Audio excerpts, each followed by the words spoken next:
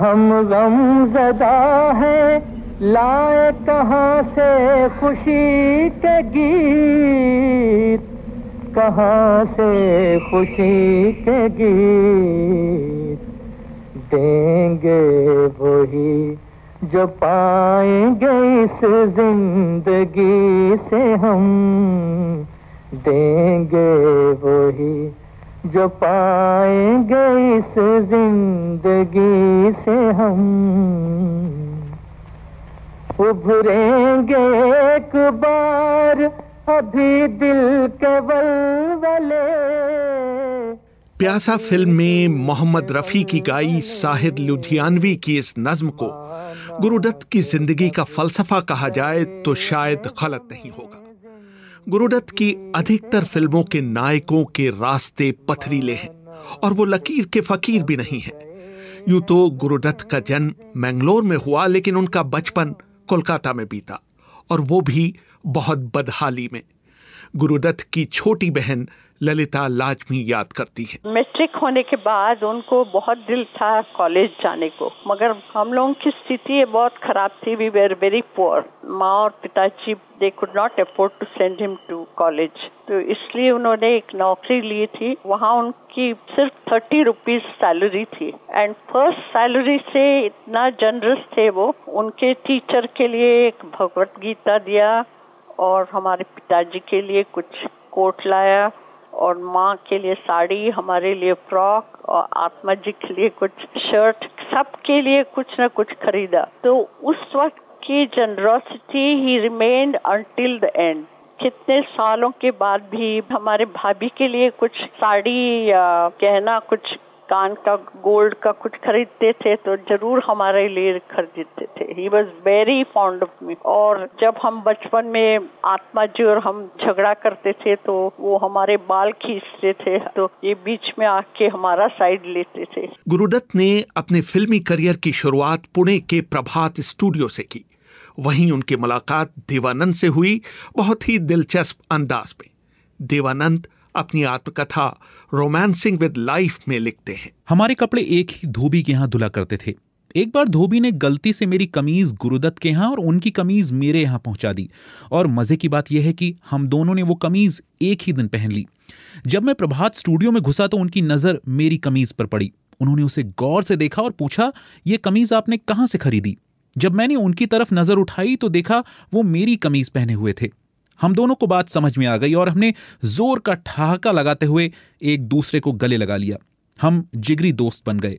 एक दिन बियर का ग्लास लड़ाते हुए उन्होंने वायदा किया, देव, अगर मैं कभी निर्देशक बनता हूं तो तुम मेरे पहले हीरो होगे।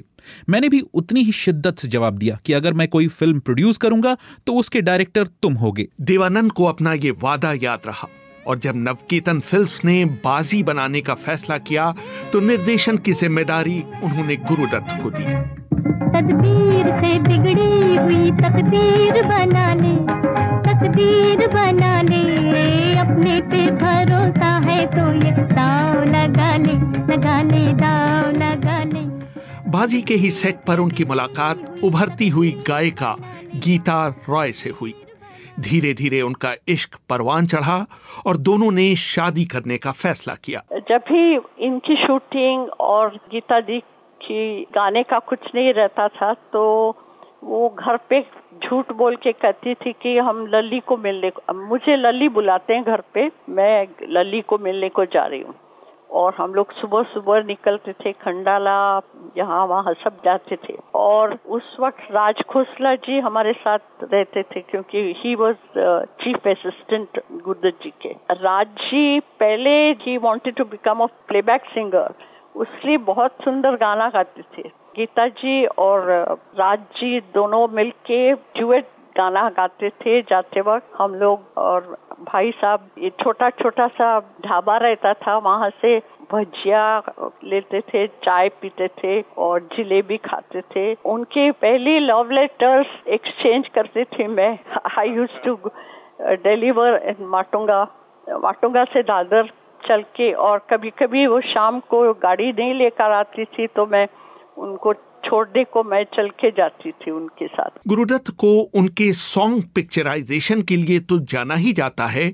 डांस सीक्वेंसेस को जितनी खूबसूरती से गुरुदत्त ने हैंडल किया है, कम लोगों ने किया है। गुरुदत्त पर किताब लिखने वाली नसरीन मुन्नी कबीर कहती हैं कि गुरुदत्त ने 15 साल की उम्र में उदय शंकर जैसे कलाकार से नृत्य की बाकायदा शिक्षा ली थी। वो उदय शंकर जी के साथ काम किए थे, ट्रेनिंग किए थे कोरियोग्राफी में, तो वो डांस डायरेक्टर बनना चाह रहे थे। और इसके वजह से जब वो खुद अपनी फिल्म बनाए तो उनके जो गाने हैं और उनके सॉन्ग पिक्चराइजेशन है, वो जिसे कहते हैं बहुत ही कैमरा को कोरियोग्राफ करते थे, जैसे कि किस तरह से क्लोजअप होना चाहिए, किस लाइन पे, कौन से गाने की लाइन पे, और कैसे लाइटिंग होना चाहिए।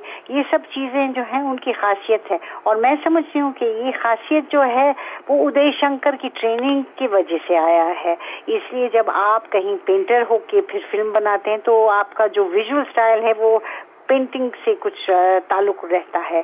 और फिर जब आप डांस से आते हैं तो फिर आपका जो मूवमेंट होता है कैमरा का, वो भी ताल्लुक होता है डांस के जरिए। तो इसलिए मैं सोचती हूँ कि उनका जो बैकग्राउंड है, that really made his song picturization special. हम आपकी आंखों में इस दिल को बसा दें तो, हम मूंद के पलकों को इस दिल को सजा दें तो, हम आपकी आंखों में इस दिल को बसा दें तो। गुरुदत्त के सबसे जिगरी दोस्त थे कॉमेडियन जॉनी वॉकर। जब बलराज साहनी ने उन्हें पहली बार मिलवाया तो वो उनसे इतने प्रभावित हुए कि उन्होंने उनके लिए खास तौर से एक रोल लिखवाया। हालांकि तब तक बाजी आधी बन चुकी थी। एक बार गुरुदत्त और जॉनी वॉकर कोलकाता गए।